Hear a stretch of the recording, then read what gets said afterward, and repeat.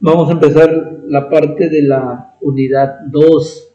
Ya dejamos la parte de la unidad 1 y vamos a cerrar pues con las actividades que todavía quedan pendientes, que en este caso es los ejercicios, antes llamado problemario, es lo mismo, y la práctica.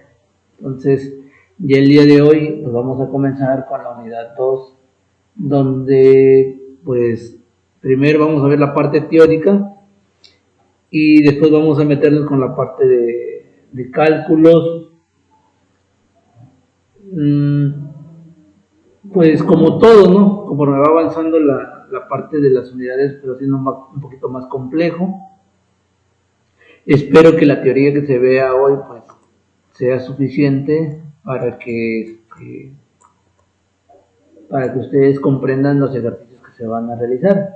Si no, igual, pues así como lo hemos venido haciendo, piden asesoría, piden ayuda, pero primero ustedes inténtenlo. Siempre hay que intentarlo porque de esa manera tú te das cuenta en dónde ya te bloqueaste y con ayuda de la asesoría, pues posiblemente reflexiones un poco más, ¿no? Dices, mira, aquí me faltó, como decía Francisco ahorita, estaban incompletos dos, o sea, sí lo hice, pero estaba incompleto, me doy cuenta que estaba incompleto, no iba mal, me bloqueé, ya no pude, pero estaba incompleto. Otros que realmente pues no sabían ni tenía pie ni cabeza, ¿verdad?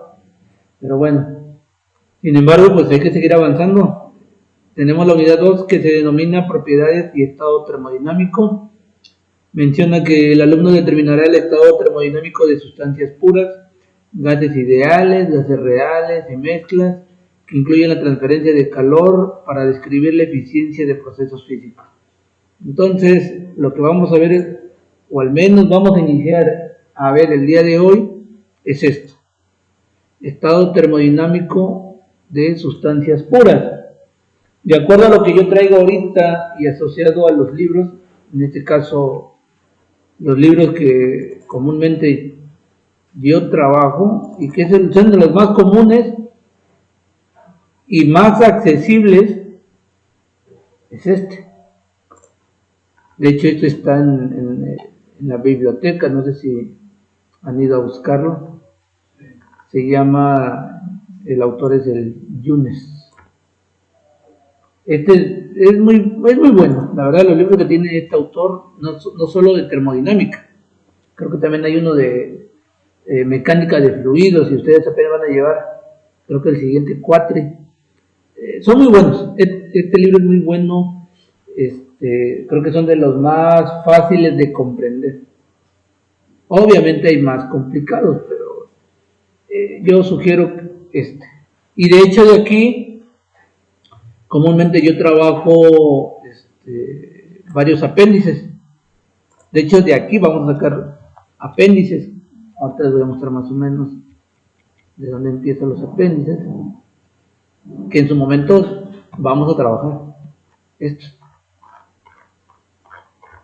De aquí vamos a agarrar algunos apéndices. Los más trabajados para lo que nosotros nos vamos a dedicar en esta unidad, los más trabajados son estos.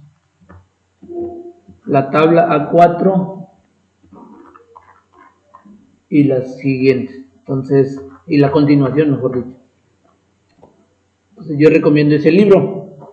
Y vamos a empezar a ver, como les digo, estado termodinámico de sustancias puras. En este caso, al menos son 5 estados. Pienso yo que conforme lo vamos a ir explicando, van de la mano, un estado va con la otra. El 1 va asociado el 2 va asociado al 1, el 3 al 2, el 4 al 3 y así sucesivamente. Es de forma gradual, pero bueno, ahorita vamos a ver toda la teoría. Esa es la parte del estado termodinámico de sustancias puras. Gases ideales, la famosa ley de los gases ideales, no sé si la han escuchado, la de PV. Bueno, PV es igual a nRT. Presión por volumen igual al número de moles por la constante de la ley de gases ideales por la temperatura. Esa es la ley de gases ideales. Gases reales mezclas y algo muy bonito también, la parte de transferencia de calor. Aquí este tema de transferencia de calor, al menos lo vamos a ver un poquito superficial, porque Brian en operaciones unitarias 1, que ya viene a la vuelta de la esquina, ahorita en el cuatri, enero, abril, mayo, junio, julio, agosto, mayo, agosto, ya empiezan a haber operaciones unitarias 1 y ya empiezan a ver lo que les digo, mecánica de fluidos. Entonces, esta parte de transferencia de calor la van a repasar. Hay una unidad específica en operaciones unitarias 1 donde se ve transferencia de calor. Aquí igual y lo platiquemos muy superficial, porque nos vamos a enfocar más que nada a esto, a estado termodinámico y gases ideales. Es como que donde vamos a profundizar más. Entonces, esta parte de transferencia de calor sí se las puedo platicar, pero no creo adentrarme mucho, porque al final tú lo vas a ver en la unidad 1 de operaciones unitarias 1. Ya si ahí no tenemos la suerte de vernos, pues qué bien. Comúnmente yo sí doy las operaciones unitarias y también mecánicas de fluidos. De hecho, ahorita estoy dando mecánicas de fluidos, pero en despresurizado. Todo esto pues prácticamente pues se hace interesante. Obviamente es algo pesado, pero ¿qué materia no tiene su dolor de cabeza? Toda materia, por muy sencilla que parezca, tiene por naturaleza tienen ahí su complejidad. Bueno, pues vamos a empezar a estudiar lo que viene siendo las sustancias puras, porque si nos dice que vamos a trabajar el estado termodinámico de sustancias puras, pues al menos yo tengo que saber qué es una sustancia pura. Y ahí tenemos como definición, dice, una sustancia pura es una sustancia que tiene una composición química uniforme e invariable en cualquier parte del sistema. Es decir, nosotros tenemos nuestro sistema, un todo, nuestra área de estudio, ¿sí? Es nuestro sistema. Recuerden, un sistema es lo que yo elijo como área de estudio, como una porción en el espacio, como una porción del universo, que yo quiero estudiar, lo quiero analizar, lo quiero saber qué hay ahí. Entonces dice que una sustancia pura tiene la característica de que su composición es fija, ¿sí? No varía. Aquí, por ejemplo, tenemos el nitrógeno y el aire. Ambas dice que son sustancias puras, porque dentro de mi sistema, si yo tomo una muestra de nitrógeno gaseoso, tomo una muestra aquí, o tomo una muestra por acá, o por acá, o por acá, seguirá siendo nitrógeno. O sea, no va a variar, va a seguir siendo nitrógeno.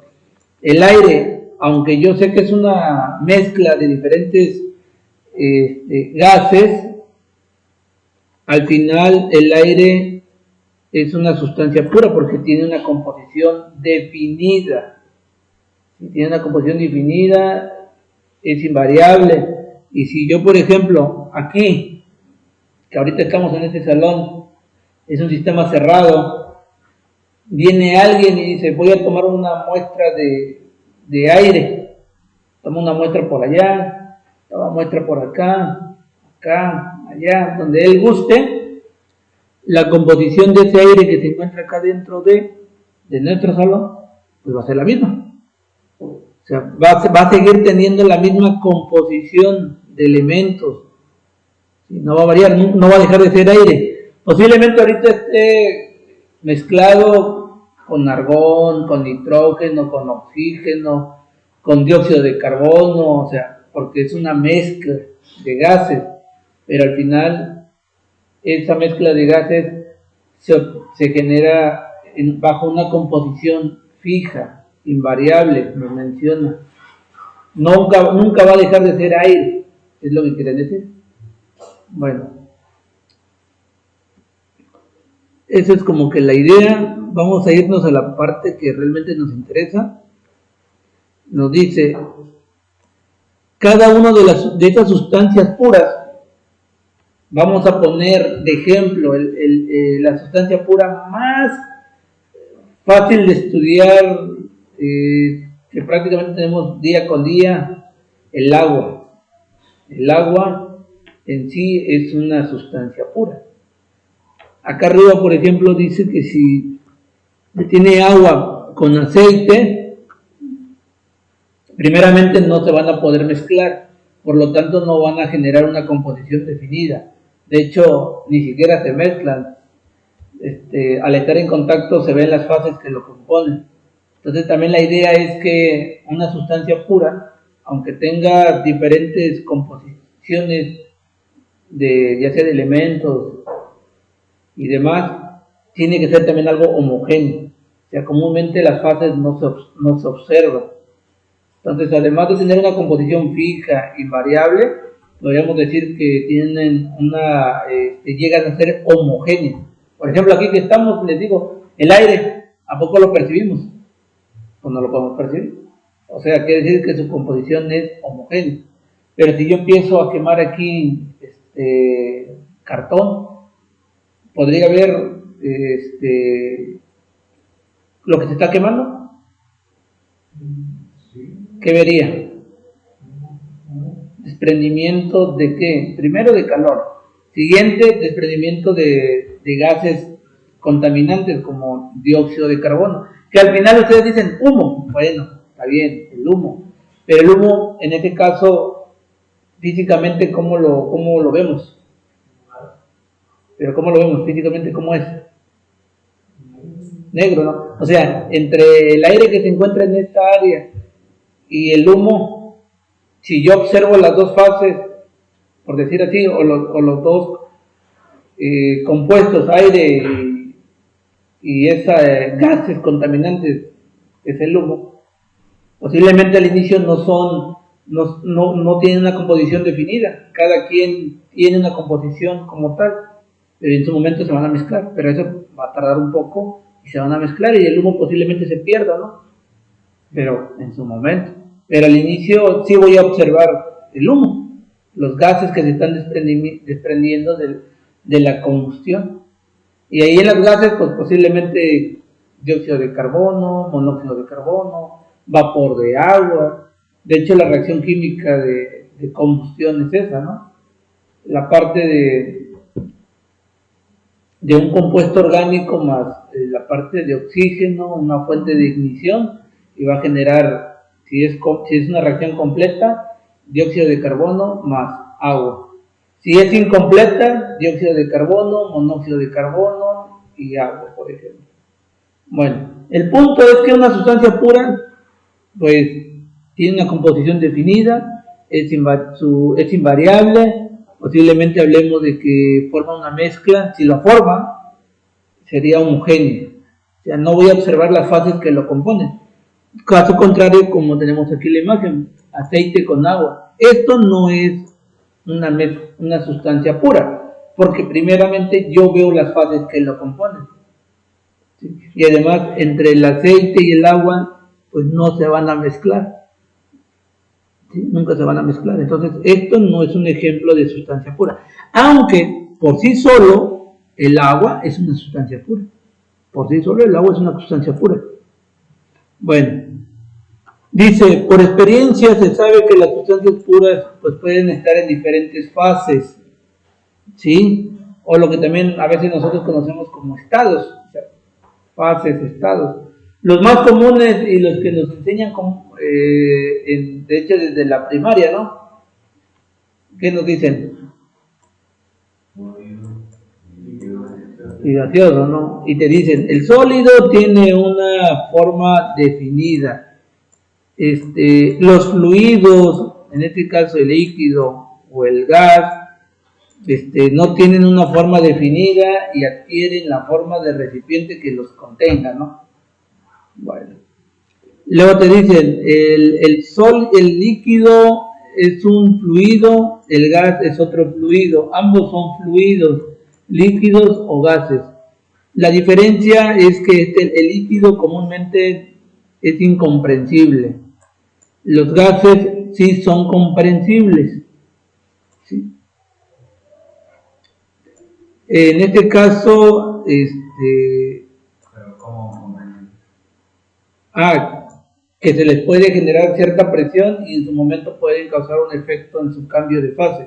Por ejemplo, este gas, voy a poner un ejemplo del gas que ocupamos en casa, el gas metano, el gas LP, digo, el gas metano propano, gas LP de propano.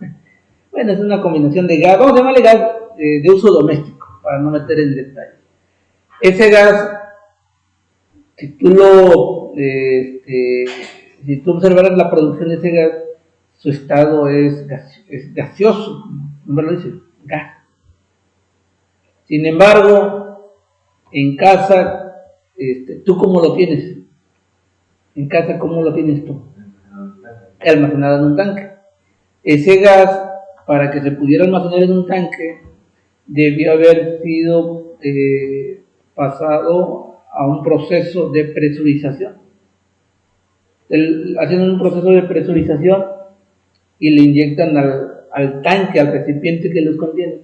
Pero una vez presurizándose, ese gas, al presurizarse, cambia de fase a estado líquido. ¿Por qué? Porque es más fácil de comercializarlo. Imagínate, tú dices, véndeme 20 kilos de gas. La verdad, tendremos que hacer un cálculo, pero para saber 20 kilos de gas, posiblemente te tengan que vender, digo, si lo quieres en gas, así como viene de la naturaleza, tenían que venderte, no sé, tal vez almacenarlo en 2 salones. O sea, no es rentable. Entonces, ¿qué hicieron? Bueno, ¿quieres 20 kilos de gas? Lo meten a un proceso de presurización y posiblemente ese gas que iba a abarcar 2 salones, al presurizarlo ya no abarca esos 2 salones, abarca lo de tu tanquecito nada más. Entonces, al presurizar ese gas, cambia de fase de gas a líquido. Ese proceso se conoce como licuefacción, se licúa. No sé si usted ha agarrado algún tanque, se lo ha echado al hombro y ¿qué siente? Está pesado, pero ¿qué más siente? Como líquido, ¿no? Ajá, pero ¿qué siente? ¿Cuál es la sensación? Yo lo he hecho cuando cargo un tanque, por muy pequeño que sea, ¿qué siente? ¿Cuál es la sensación? Pero ¿qué le pasa? ¿Qué le pasa? O sea, imagínense que está con el tanque arriba, ¿qué sentiría? ¿Qué siente?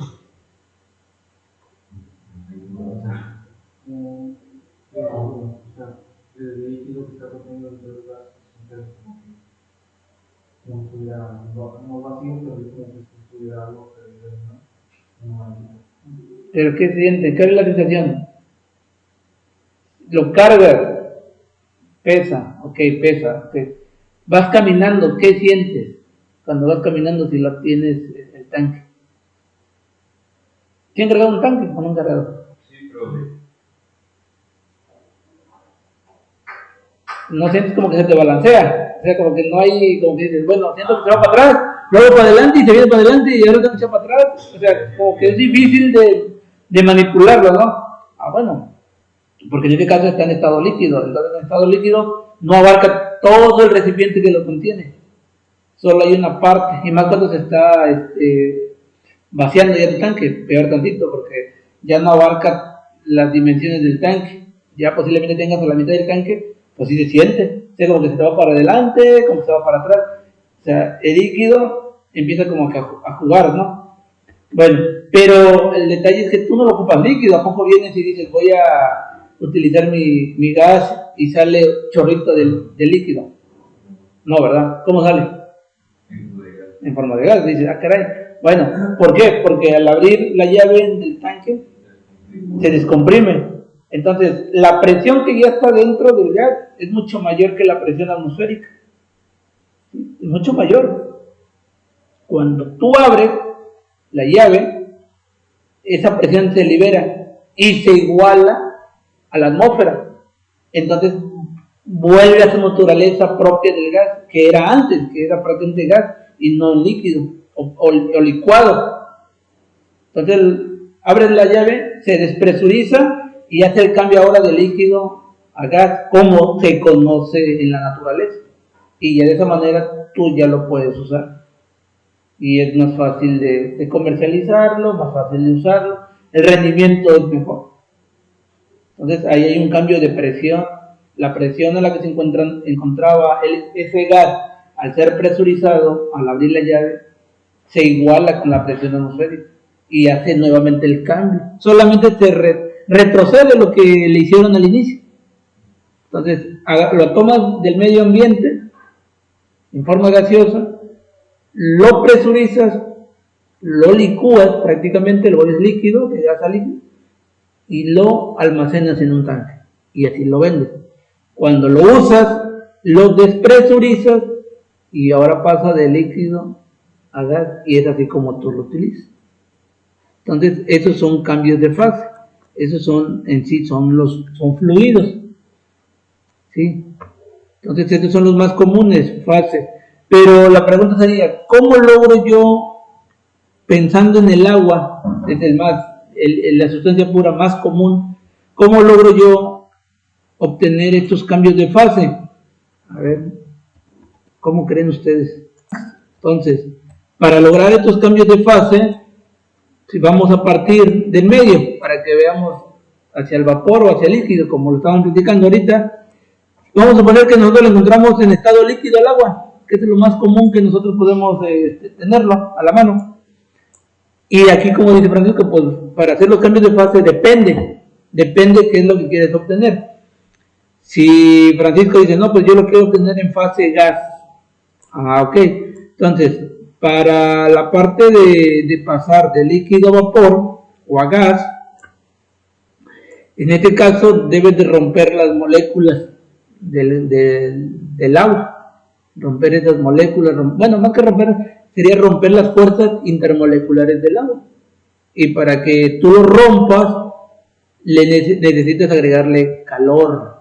Entonces, para pasar de estado líquido a estado gaseoso y romper esas fuerzas intermoleculares, necesitas agregarle calor. En sí, necesitas agregarle energía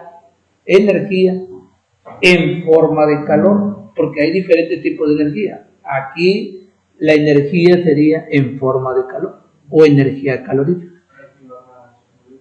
para romper las fuerzas. Sí, vibran más, se separan más, de hecho. Bueno, Silva, y ahora, si yo lo quiero pasar a estado sólido, como pensando en hielo, como decía Silva, pues aquí no le voy a agregar calor, sería todo lo contrario, le tendría que restar calor. Entonces cuando caliento el agua, le agrego calor y puedo hacer el cambio de fase a estado gaseoso. Cuando quiero pasar a estado sólido como es hielo, necesito quitarle calor, necesito enfriarlo. Entonces, si tomo como punto de partida agua líquida, para hacerlo sólido, le quito calor, lo enfrío. Si parto de estado líquido del agua y quiero pasar a vapor, le añado calor. ¿Sí? En ambos, o le añado energía en forma de calor o le resto energía en forma de calor, pero algo lo tenemos que hacer. Y de hecho así es como funciona la parte de los cambios de fase. Ahorita nosotros vamos a estar trabajando, o al menos lo que nos interesa son con este tipo de fases, como fluidos, ya sea en estado líquido, ya sea en estado gaseoso.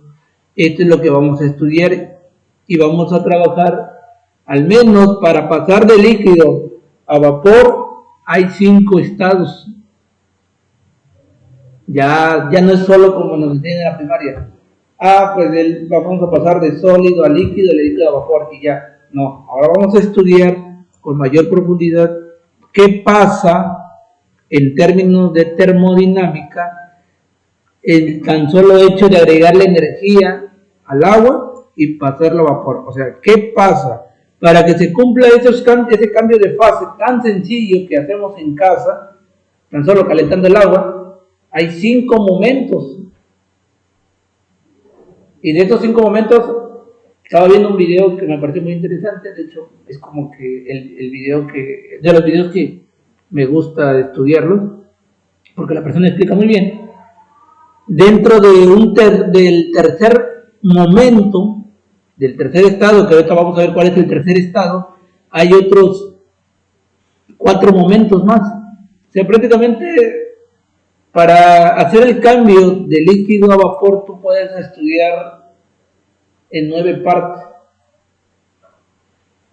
Entonces, no crean que es tan sencillo nada más. Pues ya pasó de estado líquido a vapor. No. Hay un estudio que se puede hacer de cómo va cambiando paso a paso de ser líquido a vapor. Entonces, se hace interesante esta parte, pero yo sé que apenas lo vamos a ver, ¿no? Pero les voy a... Entonces les decía que si vamos a trabajar de líquido a vapor, al menos ahí nos vamos a centrar, entonces tenemos que agregar energía. Ya sabemos que tenemos que agregar energía en forma de calor para hacer el cambio de fase o el proceso de cambio de fase de líquido a vapor. Entonces, escuchen bien, el hecho de que yo agregue energía en forma de calor significa que va a afectar a las propiedades físico-químicas de mi sustancia pura, densidad, viscosidad, pero entre esos destaca las variables que a mí me van a servir como ir tomando de referencia y decir, mira, ahora se encuentra a 80, ¿qué tipo de estado tengo? No, pues se llama así. Ahora tengo a 100, pues ahora se llama así. Entonces, ¿cuál es la variable? La temperatura. Entonces, el hecho de que yo agregue energía en forma de calor, voy a afectar muchas propiedades de mi sustancia, pero quien me va a ayudar a dar seguimiento a ese cambio de fase es la variable de temperatura, principalmente. Pero la temperatura siempre va de la mano, es como su mejor amiga, la presión. Es como son las hermanitas ahí, la temperatura y la presión. Van de la mano siempre. Cuando ustedes tengan temperatura, en automático pueden tener presión, o viceversa. Si tienen presión, en automático pueden obtener temperatura. Entonces, esas nunca se sueltan, son hermanitas. Entonces aquí, el hecho, repito, de agregarle energía en forma de calor, es que yo voy a afectar propiedades, pero una de las variables que a mí me va a ayudar a darle seguimiento al cambio de fase es la temperatura. Sin tomar en cuenta la temperatura, difícilmente yo sabría qué está sucediendo. La verdad. Ya ve que sí sabe. Entonces, la temperatura. De hecho, ahorita en los apuntes, se maneja todo en términos de temperatura. Y también la presión, pero ahorita la presión no varía. Entonces, escuchen bien. Lo que vamos a estar explicando ahorita, vamos a analizar desde el punto de vista de la variación de la temperatura y cómo se asocia con el proceso de cambio de fase. Mientras la presión la vamos a dejar constante, es decir, la presión no va a variar. Y el hecho de que no varíen, aquí va a entrar un concepto que ustedes de aquí en adelante se lo tienen que saber. El hecho de que la presión no varíe, se le conoce que se lleva a cabo un proceso isobárico. Entonces, cuando ustedes digan, ¿qué es un proceso isobárico? Es un proceso en el cual la presión no cambia, es fija, es constante, ¿sí? Es isobárico.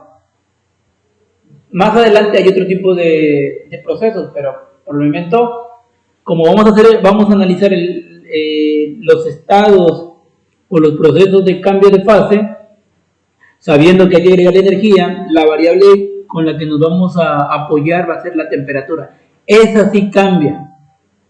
ahí no se mantiene constante, pero la presión sí la vamos a mantener constante, y entonces el proceso va a ser isobárico. Si yo, que no es el caso, si yo les preguntara, ¿cómo creen que se llama el proceso donde también la temperatura permanece constante? Que no es el caso, solo para ver si asocian el término. ¿Cómo creen que se llame? Donde un proceso que se lleve a cabo a temperatura constante. ¿Cómo creen que se llame? Si un proceso a presión constante es isobárico, bárico viene de bar, y bar es un término de presión. Entonces, isobárico. Entonces, ¿cómo se llamará aquel proceso donde la temperatura es constante? No es el caso, pero a ver, asocien, nada más lo quiero como que, a ver, asocien esta información que les acabo de dar. ¿Cómo creen que se llame? Donde la temperatura no cambia, permanece constante. Si a presión constante es isobárico,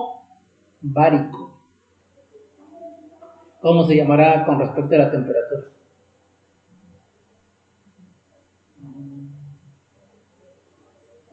¿Qué es yo siempre le digo a los chicos, a ver, ¿por qué el término de iso? Porque quiere decir que es igual, constante.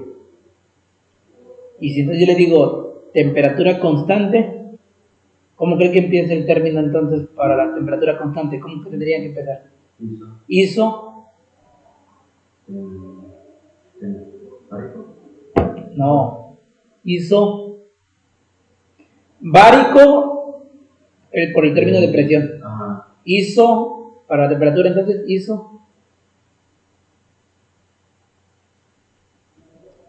Ya como que por ahí lo tenía, pero ISO. De hecho, el término va asociado al recipiente que luego usamos para resguardar cosas calientes. ¿Cómo se llama? Entonces, ¿cómo se llamaría?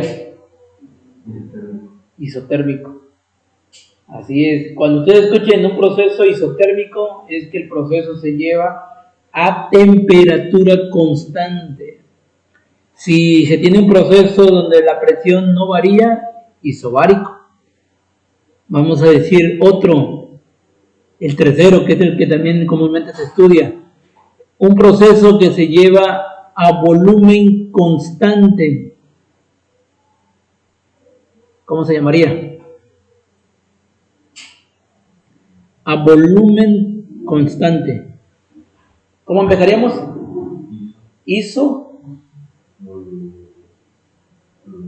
Así es. Isovolumétrico o también denominado isocórico. De las dos formas. Un proceso que se lleve a volumen constante sería isovolumétrico o isocórico. En este momento solo vamos a manejarlo como un proceso isobárico, el cambio de fase o el proceso de cambio de fase, porque vamos a mantener la temperatura, la temperatura va a variar, pero la presión va a permanecer constante. ¿Isovolumétrico o isocórico? Así es. Bueno, seguimos. Y tenemos, esto igual es importante, luego lo leen, pero pues me voy a ir a estos puntos donde yo quiero llegar. Y nos dice, para poder estudiar esos procesos de cambio de fase y definir en qué estado me encuentro, pues voy a utilizar el término de dispositivo cilindro-émbolo o cilindro-pistón, que no es otra cosa que más que un recipiente sellado con un pistón, nada más. Y adentro voy a tener mi sustancia pura. ¿De dónde voy a partir? De agua. O sea, no voy a partir de vapor, no voy a partir de algo sólido como hielo, o sea, no. Agua natural, agua como tal, encerrado en un cilindro pistón. Imagínenselo, una jeringuita con un émbolo, ese es un cilindro pistón. Bueno, entonces así es como lo voy a empezar a estudiar, imaginándome que yo tengo agua en un recipiente cerrado. Bueno, ¿qué dice? A ver.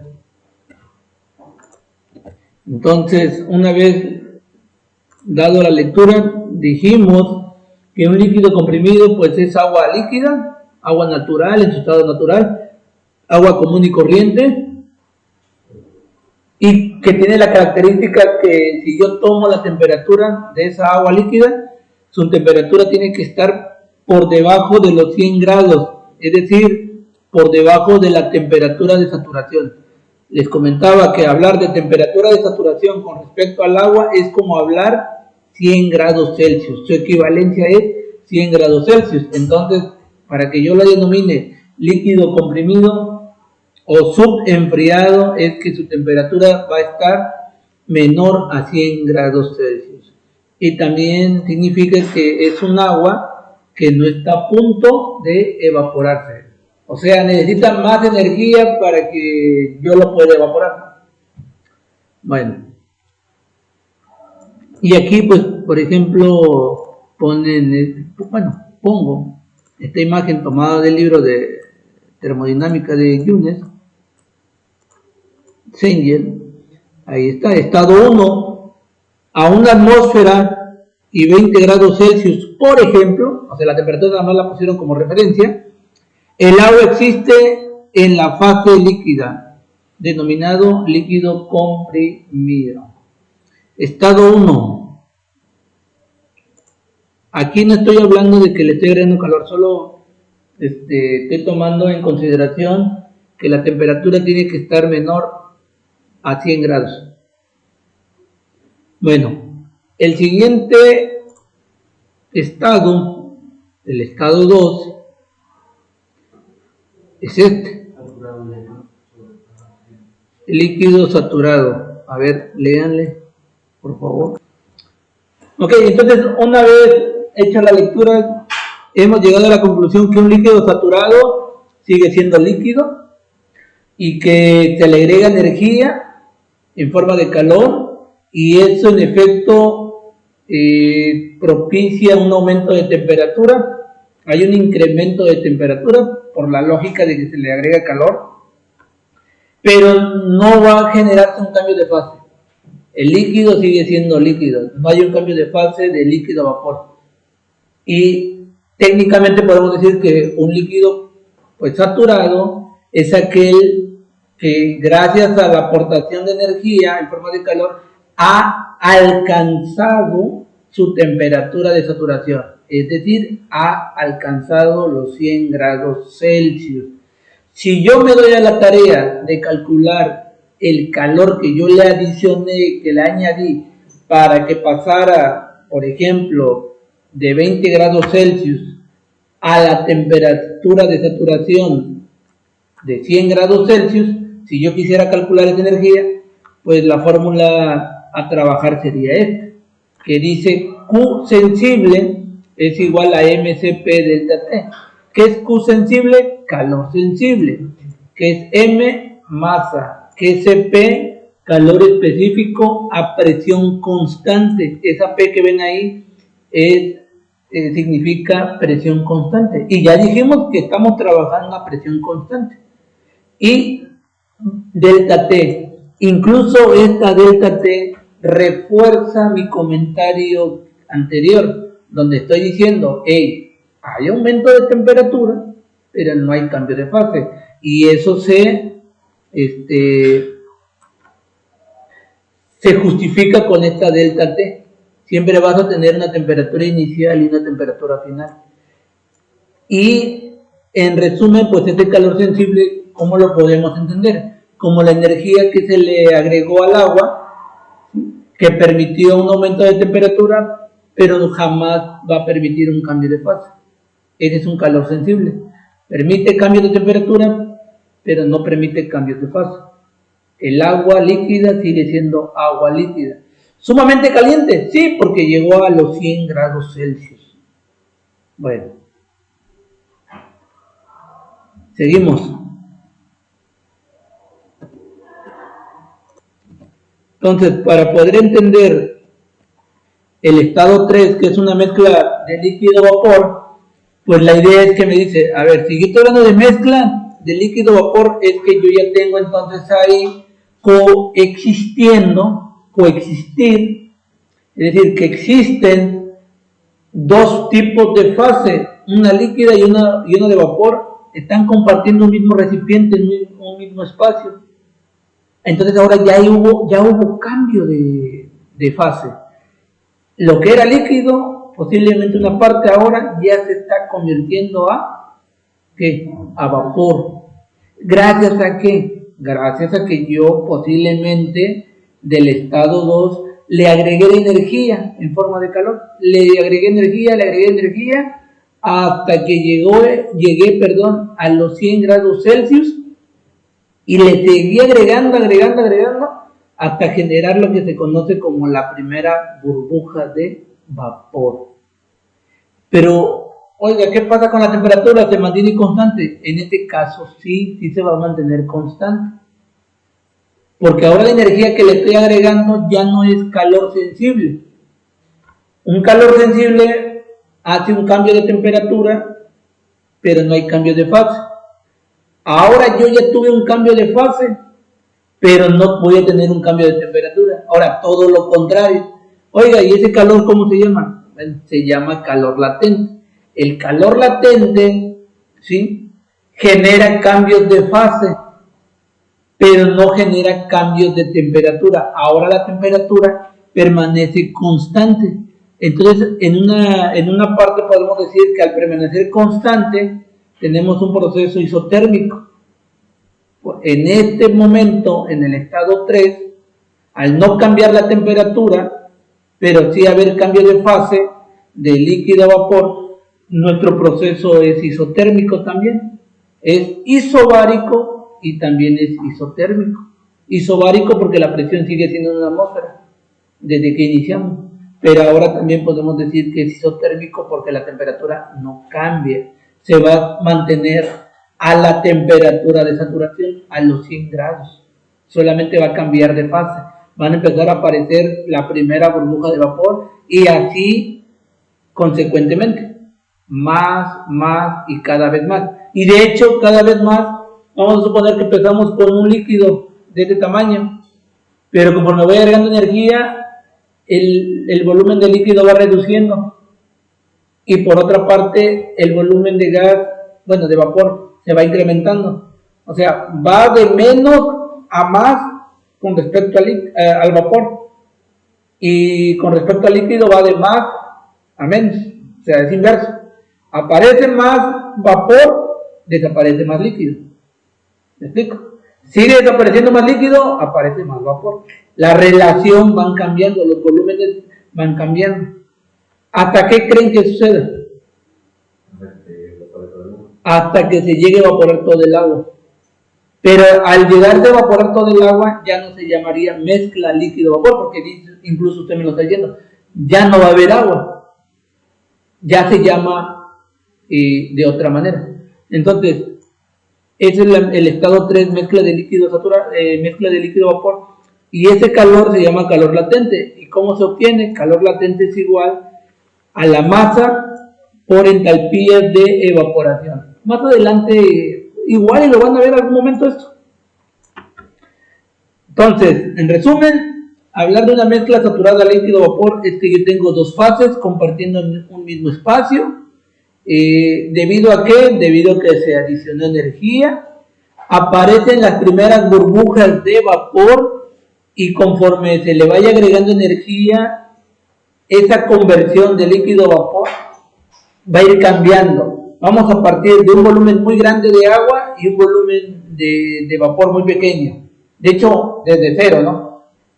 Y conforme vaya apareciendo, agregando más energía y de forma gradual, el volumen de vapor va aumentando y el volumen de líquido va a ir disminuyendo. Cuando se le sigue agregando más y más energía hasta agotar y desaparecer la última gota de agua líquida, ya no exista nada, entonces ya entramos a un estado 4. a lo que se conoce como vapor saturado. O sea, donde yo ya hice el proceso de cambio de fase de un líquido por naturaleza hasta vapor. Ahora ya tengo simplemente vapor, ya no hay líquido, si es 100% vapor y 0% agua líquida. Antes de continuar, el estado 3 que dice mezcla de líquido-vapor también se le conoce como vapor húmedo. ¿Por qué? Porque tengo vapor y tengo agua, y el término de húmedo es porque tengo presencia de agua todavía, ¿sí? Bueno, entonces continuando con el vapor saturado es donde yo tengo o yo he alcanzado mi cambio de fase completo hasta 100% vapor. ¿Estamos de acuerdo? ¿Qué pasa con la parte de la temperatura? Se sigue manteniendo constante. Desaparece la última gota de agua y se sigue manteniendo a la temperatura 100 grados Celsius. Pero ¿qué sucede? Ahí viene una nota. Aquí dice que este vapor puede cambiar de fase rápidamente a líquido. Oiga, pero usted me está diciendo que está en vapor. Ah, bueno, mira, sucede lo siguiente. Yo ya hice la conversión a vapor. Ya llegué al límite y desaparecí la primera gota. Digo, la última gota de agua. Pero como apenas desapareció la última gota de agua, y si yo le retiro un poquito de calor a ese vapor que apenas lo convertí en vapor saturado, ¿qué crees que va a pasar? Se va a condensar. O sea, no tiene todavía la energía suficiente para mantenerse estable como vapor. Tiene la energía suficiente para estar como vapor, pero no para permanecer vapor en caso de que se le retire un poquito de energía. Y si se le retira un poquito de energía, vuelve a ser líquido, se condensa y vuelve a formar otra vez, regresaría al estado 3, ¿no? Volvería a ser una mezcla de líquido-vapor. Entonces hay una línea muy delgada de eliminar la última gota de agua líquida y pasar a vapor para que se condense. O sea, es una línea muy, muy delgada. Entonces, ¿qué tendrían que hacer ustedes para que no exista esa línea delgada? ¿Qué le harían? No, la presión sigue siendo constante. Pero para que aumente la temperatura. Entonces, ¿qué tenemos que decir? A ver, si dices, oye, yo ya llegué a vapor, pero yo sé que con esta energía, yo sé que mi vapor no se va a mantener 100% vapor si le retiro un poquito de energía. Ah, caray, entonces, ¿qué hago? Pues agregué la energía y ahora sí, cámbiale su temperatura. Sí, deja que siga siendo vapor, pero agregue la energía en forma de calor para que aumente su temperatura. ¿A cuántos grados? A 150, a 110, a 200, a 300. O sea, ya es indistinto. O sea, ese ya. Y si yo le agrego más energía y hago el cambio de temperatura ahora, entonces para que se condense otra vez, pues ya va a ser más difícil. Porque ya va a tener ahora sí la suficiente energía para mantenerse como tal, como un vapor hecho y derecho, por decirlo así. Pero entonces, cuando yo le agrego más energía y ahora sí le voy a cambiar su temperatura, ya no va a ser los 100 que venía trayendo o que permanecía constante, ya no se le llamaría vapor saturado. Porque un vapor saturado, la característica es que se puede condensar fácilmente. Pero este vapor, al agregar la energía, ya no se va a condensar fácilmente. Entonces ya no estaríamos en un estado 4. ¿Cómo creen que se llamaría? Si este es vapor saturado, ¿cómo se imaginan que se llamaría? Sigue siendo vapor, pero ¿cómo se llamaría ahora?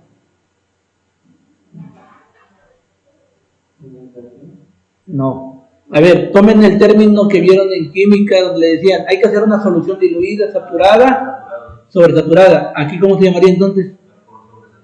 Bueno, algo más o menos va por ahí, pero se llama... Ay, se acabó. Oye, ¿qué pasó con la idea? Se fue el vapor. ¿Se evaporó? No, es que ya no terminé de hacer el apunte. Se llama vapor sobrecalentado. El último estado, el estado 5, es un vapor sobrecalentado. En términos sencillos, es un vapor que está por encima de los 100 grados Celsius. Es un vapor que se encuentra por encima de la temperatura de saturación. Por encima de 100 grados, 101, 102, hasta lo que tú gustes. Entonces, un vapor sobrecalentado, que es el estado 5, es un vapor que se encuentra por encima de la temperatura de saturación y es un vapor que no se puede condensar fácilmente. Necesitas quitarle mucha energía para que tú logres hacer el cambio de fase y se condense. En comparación de un vapor saturado. Un vapor saturado y un vapor sobrecalentado, el vapor saturado es fácil de condensar. El vapor sobrecalentado no es fácil de condensar. El vapor saturado se mantiene a su temperatura de saturación a 100 grados Celsius. El vapor sobrecalentado está por encima de la temperatura de los 100 grados Celsius, por encima de la temperatura de saturación. ¿Los trenes a vapor ocupan sobrecalentado? ¿Cómo? Que si los trenes a vapor ocupaban vapor. Las máquinas de vapor. Ajá.